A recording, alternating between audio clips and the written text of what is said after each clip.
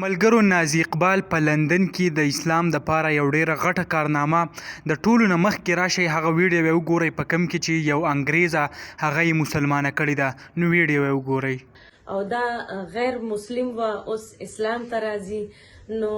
زه ډیره زیاته په دې خوشاله یم چې زما په وجه یو غیر مذهبه زمون مذهب ته زمون اسلام ته راځي نن دا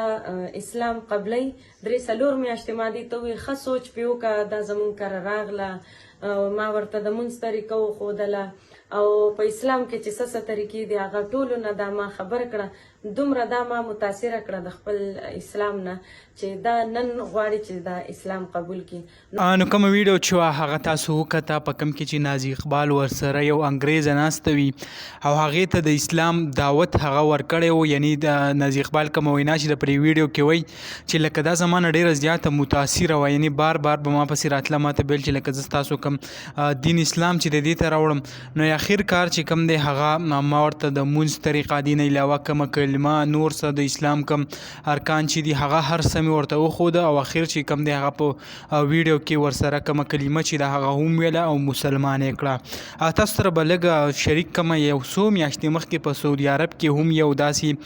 څه پروګرام کېدو لکه د پښتونخوا کوم فنکاران چې وو هغوی ورته غوښتي ویل چې دلته یو پروګرام موږ ارینج کوو د سعودي کوم حکومت چې نو د هغې کم انکار تی نازي اقبال کړی و هغې ویل چې آیا د سعودي عرب کومه پاکه خاوره چې ده په دې باندې پیغمبران راغلي دي نو موږ پې داسې قسمه کم فحاشۍ یو